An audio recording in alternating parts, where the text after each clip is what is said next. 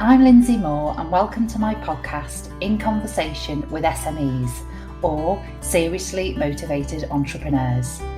Founder of Agnes Marketing, I'm a business development and marketing advisor to small businesses. In challenging times like these, we need to support our small businesses more than ever. So my aim through this podcast is to bring inspiration, motivation and energy to those looking to start, scale or pivot their business by hearing the stories of others who have been brave, followed their heart, kept their nerve and achieved something quite remarkable. Throughout this series, I'll be speaking to my favourite small businesses and acclaimed entrepreneurs and asking them about their highs, their lows, their wish I'd knowns, and what single piece of advice they would give themselves now if they were starting out.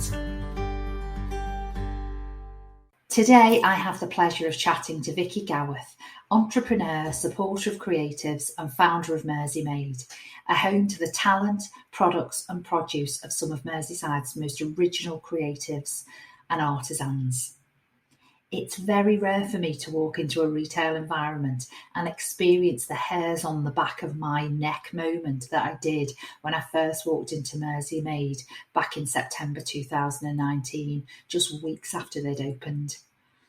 As an advocate of shopping locally and supporting small independents, I immediately fell in love with the concept of MerseyMade, a shop, cafe and artist studio that only sells and serves goods, products and produce that are made by local artists, artisans and creative. In their open art studios, you can walk around and chat to artists as they work. And outside of COVID times, MerseyMade hosts workshops where you can try out your own creative skills from pottery making to candle making. MerseyMade have just celebrated their first year in business, opening a matter of months before COVID and the announcement of lockdown in March 2020. I love Vicky's openness about her varied career and how the skills she's collected along the way, from events management to charity fundraising and chartered accountancy, have led to the perfect set of skills she's needed to start MerseyMade and survive the almighty challenges of COVID. And I love Vicky's absolute honesty about the experience of her first 12 months in business. From crying with joy and overwhelm on Christmas Eve 2019, when she realised that her dream had become a reality and she was now responsible for 17 members of staff and over 100 independent creatives, to 3 months later when she cried in fear and despair as the government announced the closure of all non-essential businesses. She admits that the challenges of her first year in business have taken their toll.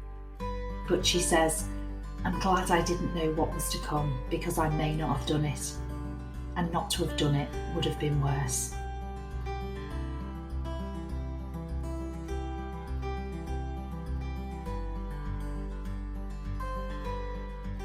Vicky, thank you so much for being here today. It's really lovely to be talking to you.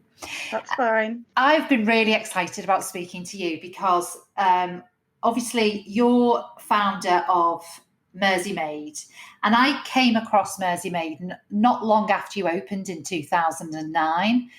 And I have to say, as I've told you before, I was absolutely hook, line and sinker in love with your whole concept from the very beginning, because I totally understood what you were doing, and it really aligns with things I feel very strongly about, which is supporting and buying goods and produce made by local creators and artisans, shopping local and supporting small independent businesses. And just to paint a picture of MerseyMade, I mean, you're in the most fantastic, beautiful, stunning old building in the centre of Liverpool, which I know you've renovated, and it's filled with light and airiness, and basically that provides a home to your shop, your cafe and your art studio, which sells products and produce made by local people. So in your shop, you sell unique items and artwork, from gin and jewellery to artwork and clothes. In the cafe, the theme of the local produce continues with the food and drink you serve using fresh seasonal ingredients. And then there's an ability for people to wander around your mezzanine studio and and actually meet and watch local artists and creators work and produce their crafts and chat to them about what they're doing. And it's just such an incredible experience for me walking in. It's like going into a little grotto of amazing things. So thank you for taking time to be here to chat with us today. I know that you've just celebrated your first year in business, so I'd like to ask you, first of all, what did you do before MerseyMade? Where did you get the idea, and what drove you to opening the shop? Okay. That one I'm going to try and be brief because there are lots of steps, the way these things work to get me there. But I suppose trying to put it in pieces, I've done lots of different jobs throughout my life. I've worked in cafes, I've worked in retail. And one of the jobs I really loved was I worked in retail in John Lewis in the gift department. And many years ago, and I remember specifically that job, and people would come in and they'd spend time with you, and they'd ask your advice about what gift you could buy, something special for people. And I realized the difference it could make by buying that individual item. And then sort of my journey sort of held on to that, but my journey sort of background was I then after school I went to university, did archaeology degree, so it's all a bit of a lots of mixes of different things. Archaeology degree because I loved history, but when I was also there I worked doing sort of, I was in charge of all the projects at the university in Durham for people with disabilities. We'd go out and the students would go out and help do these special evenings or riding with the disabled and stuff. And I realised I really liked charity work. That was sort of the main thing I wanted to do, and organising. They were sort of my two things I wanted to do for the future. So I went to a careers fair and spoke to people there at a charities careers fair, and they said they tend to take people with a skill. So I decided I'd settle on chartered accountancy because it's a good all-round business skill that I could learn a lot and use it for the future. So I became a chartered accountant, did that, and then worked for the Charity Commission, doing accounts for them for a few years. Alongside that, I had 4 children, so quite a busy few years getting experience doing that. And then after my 4 kids, I wanted to just have something that fitted around the children a bit more. So I then worked for Autism Together as a fundraiser. I did a fundraising qualification, and I loved that because you sort of were doing trust funds 1 minute and applying to Sport England, different things for big projects. And then I also got to organise events, so I would do family fun days for thousands of people and things. So I got lots of experience. But so they were going on, and I'm also a trustee of our local charity. I was in the local PA with my kids and things. But alongside that, my sort of Sunday afternoons off would be meeting my friends, and I'd be going to the makers markets you go to. Mm-hmm. Either locally, where I grew up in Liverpool, in South Liverpool, now live on the Wirral. I go to different makers markets all over the place. I go to the Palm House, the Cathedral, and I'd see all these wonderful items and all these beautiful things. And some of my friends where I live now on the Wirral were makers at these markets, and I talked to them and basically realised that a lot of people probably doing what I was, which was buying things at these markets because I really loved them, but I'd end up stockpiling them in my attic, ready for when my friends, I needed a special thing for a birthday. And I talked to my friends, and they said that they had lots of people coming to them and saying, where can we see you permanently? So basically, the idea was sort of there for quite a few years that maybe we need somewhere different that people can come and basically would offer an opportunity for all these local creatives to showcase their work. Something that people could come and know they were supporting a local business and all the local people behind it. So that was sort of there, just sort of itching away. And then the unit where MerseyMade is came available for rental. And I knew its position just outside of Liverpool 1. It's literally steps away from John Lewis. And it's quite an unusual building where it's got an upstairs, a mezzanine floor and a downstairs. And I just thought maybe my concept would work of sort of having it where you could see artists at work, you could come and make art things yourselves, having an event room where we can have workshops, and then also having a shop and cafe downstairs. So this was something that was building along, and I decided basically I pitched the ideas to my local friends who were these creatives, and 2 of them came on board with me, Jenny Dunlop, who's now my creative manager, and Emma Johnston, my friend, who is the cafe manager. And Jen came with me for a few months. We went around different businesses around the country and also Northern Ireland, which was sort of looking at these things. And then also decided I was going to go for it. And I went and pitched the idea to the landlord of this building where MerseyMade is. He decided he'd let us have a go. And so I set about writing a business plan. Basically, that was a big the main challenge then is looking for funding for the project. Set about that, and basically, slowly that's been sort of the last, probably from the beginning of 2019, we just had a full-on year of sort of trying to make this work. Got the funding, which is quite a challenge. We had to go to different places, talk to them about the project. And the women's organisation were really, really helpful for me. I went to them, talked to them about my ideas, and they were the key because they got me in front of Merseyside Special Investment Fund. And I talked to them about my idea, and then they basically backed us and enabled us with a startup loan company, which is a government-backed scheme, to get the finance behind it. And then we managed to do that bit. And then the next bit was getting the creatives on board. So it's lots of different nuggets to how we grew. We got the creatives on board by telling them about the project, realised that, we could try and offer something different in the city by doing MerseyMade. Creatives came on board, and basically, yes, we then just worked really hard. Then we found another local friend we've got in West Kirby, who's an amazing chef called Yasmin Limbert. She's on she was on the Great British Bake Off, and we persuaded her to come in and be our head chef. So we then all busied away. So there's 4 women for quite a few months, basically working together. And 2019 in November, basically MerseyMade opened, and yes. Yeah, that's been our journey to the start. Wow. And I visited you first not long after that, I think, just a few weeks after it was all go. You were getting your name out there.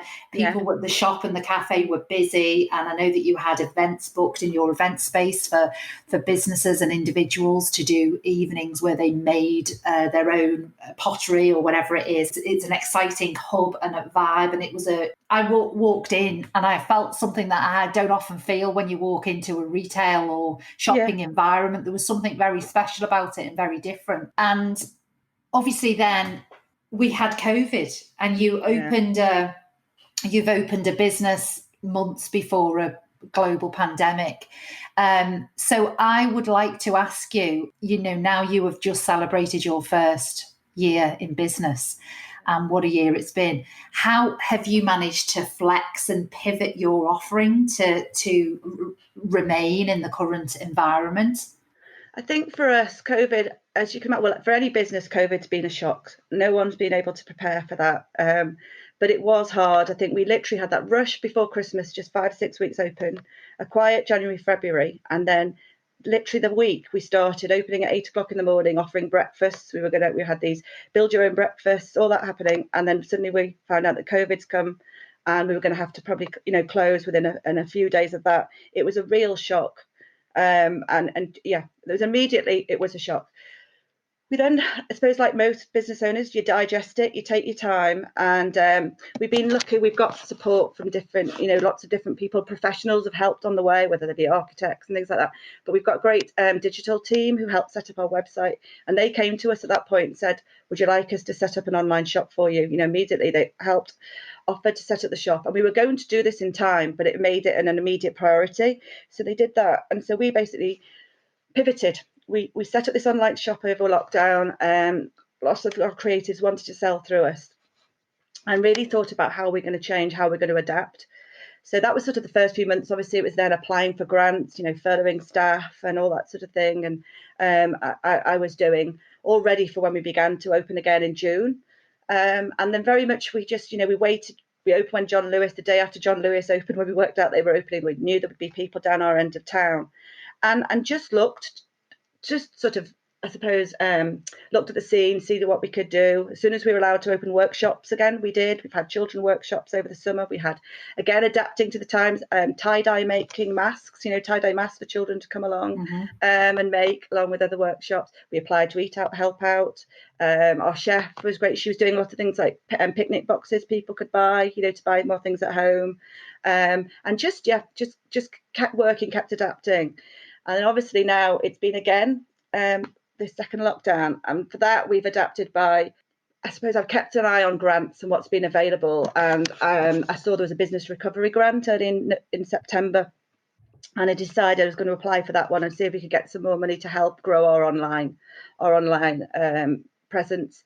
And we were lucky, we were awarded that. So literally in the last few weeks we've put more online. It's much easier for customers to work around the shop. We've got Christmas hampers on there so people can come and buy things locally. So again, doing what we can to support local creative, in this present environment, really. And I have to say, throughout this year, your Instagram feed has been one of the treats of my lockdown, because it's so positive and so beautiful. And it's just, I'd urge anyone to follow you on Instagram, because the things that you talk about, you've got such soul, and you find amazing things. You post about the beautiful things that you're stocking. So it's right up my street. And can I just ask you, obviously it's been an incredible year, hasn't it, for a first year in business? Yeah. And I imagine that you've been it's nothing like anybody could ever imagine it being like in a first year. But have you mentioned there that you've got, you've accessed grants, and what advice and support have you received this year in terms of, have you had people helping you navigate this? Yeah, I think for me, I suppose some of it's perhaps down to my personality. I'm one of those people, I'm quite busy lady doing lots of different jobs for kids and things, but I am prepared to try and go out there and try and find things out. And so the women's organisation, so going to them at the very beginning, because I'd heard about them on Radio 4, where I knew about their existence. They've been able to offer, Zoom webinars and things like that.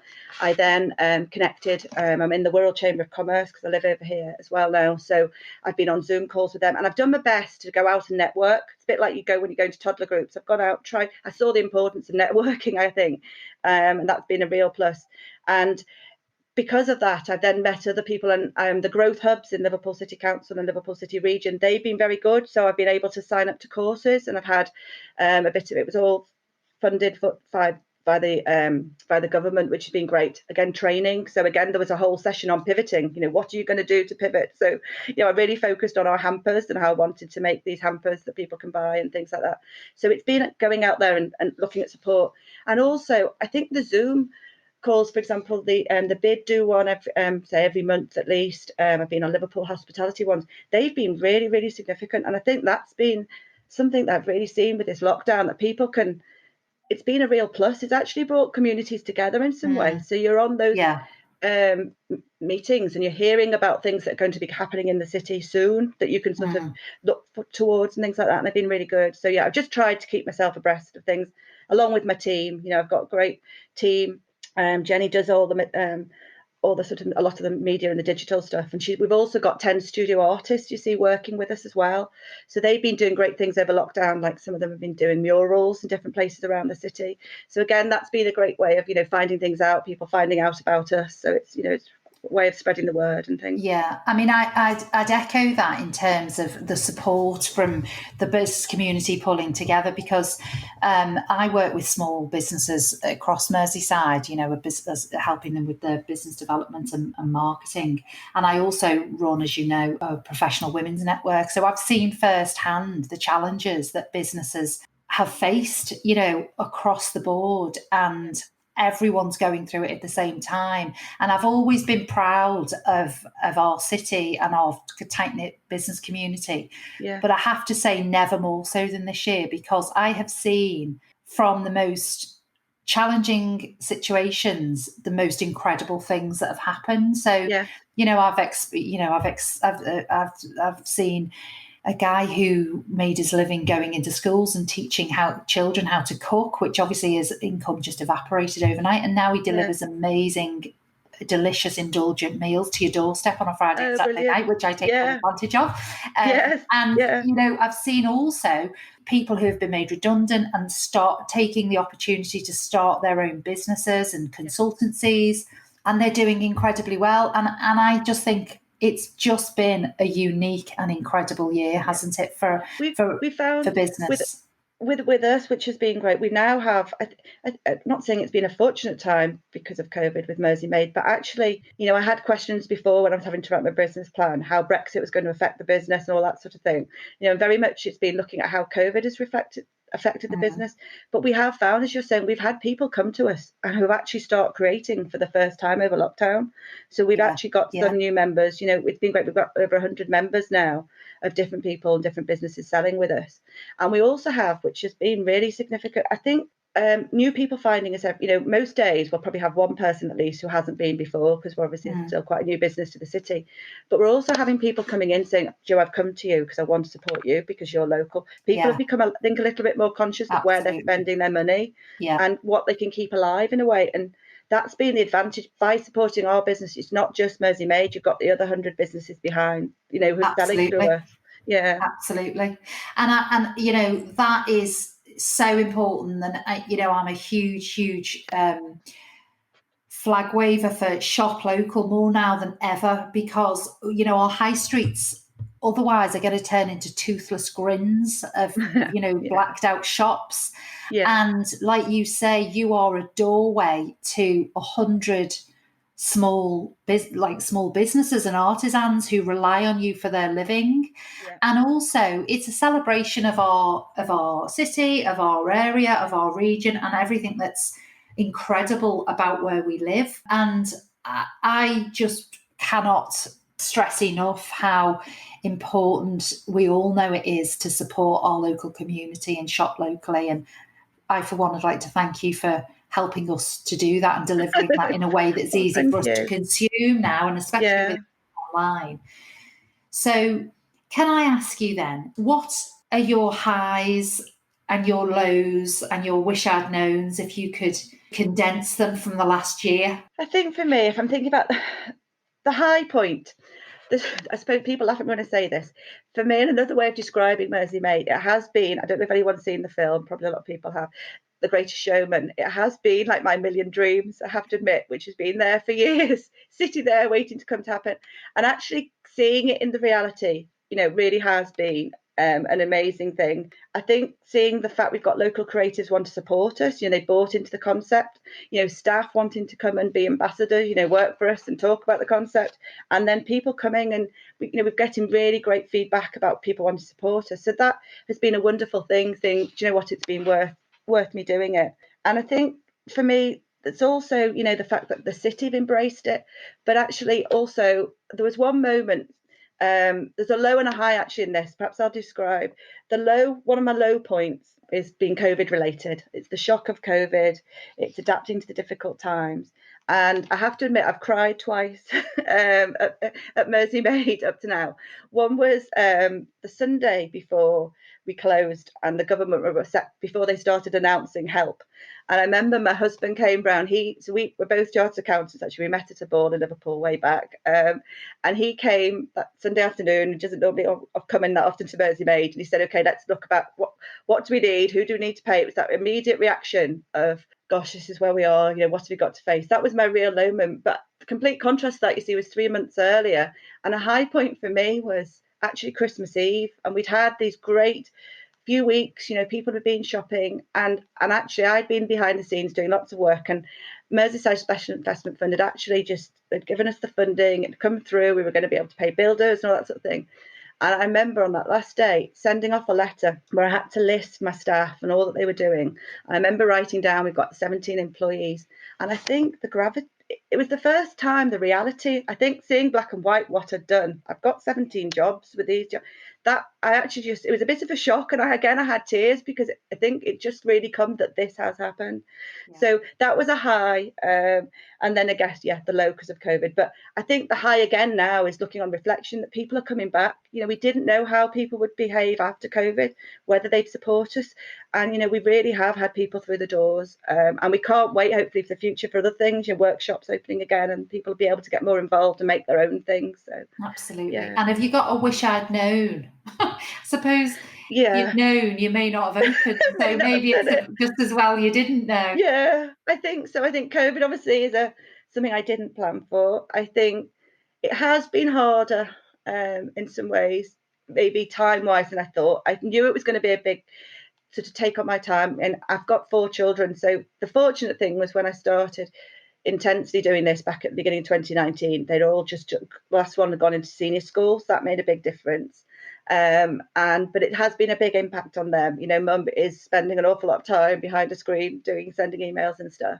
And obviously I wish I had known in some ways about COVID, but maybe yes, if I'd known I wouldn't have done it, and I am grateful I've done it. So I think really on balance, it's just the fact that it's been good, and I'm pleased.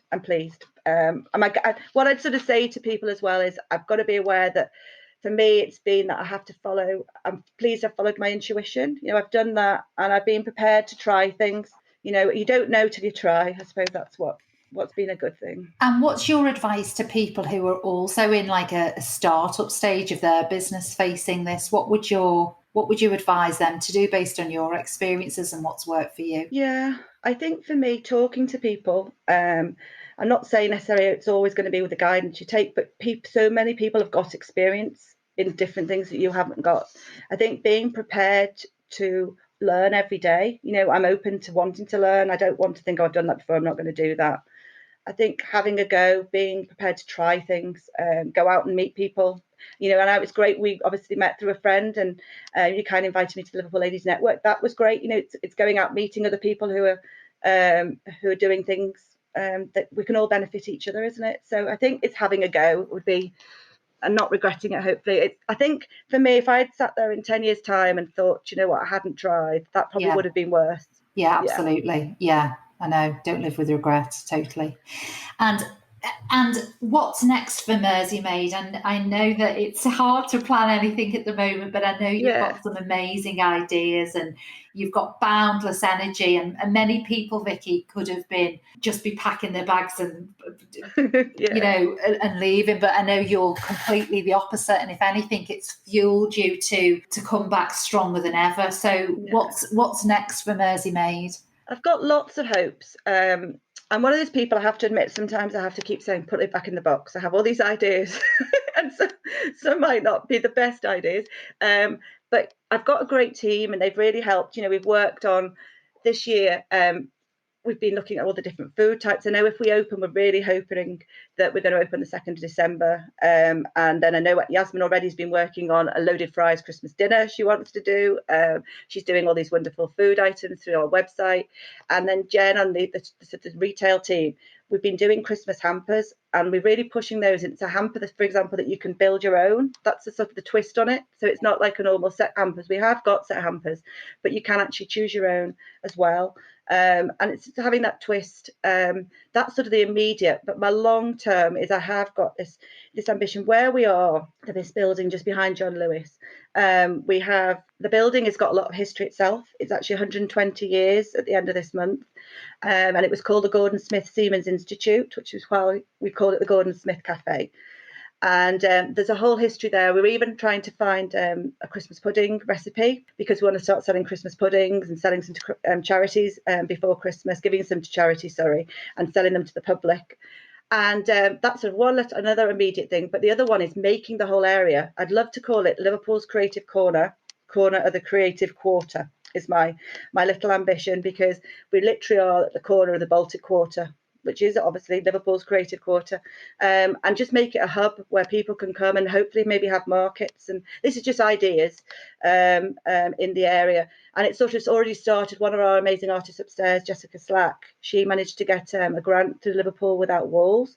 And she's already putting a mural on Liverpool One car park of her beautiful work, which is so colourful and it's going to add vibrancy to the place. So fingers crossed, we might be able to just do a bit more with that area. But and that way people come to see MerseyMade and learn more about us and support all the creators in the city. Absolutely. And I'm excited about your hampers. So I can pick a hamper which is anything from a piece of art to some jam, and I'll have it in a hamper. Oh my gosh, I'm online straight away looking at those.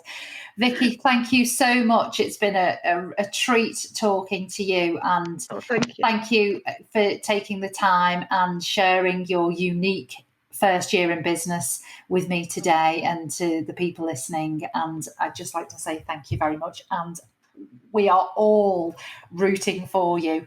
So all the best of luck for your continued success. Well, thank you for having me on. Thank you.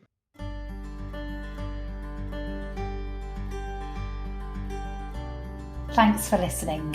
I really hope you enjoyed this episode of In Conversation with Seriously Motivated Entrepreneurs. I'm on a bit of a mission to provide help and support to small businesses. As well as my podcast, I'm working hard to provide lots of helpful and practical advice to help small businesses get really good at business development and marketing, from free masterclasses and cheat sheets to downloadable guides and consultancy sessions. If you would like to access this information, it's all available on my website, agnesmarketing.co.uk.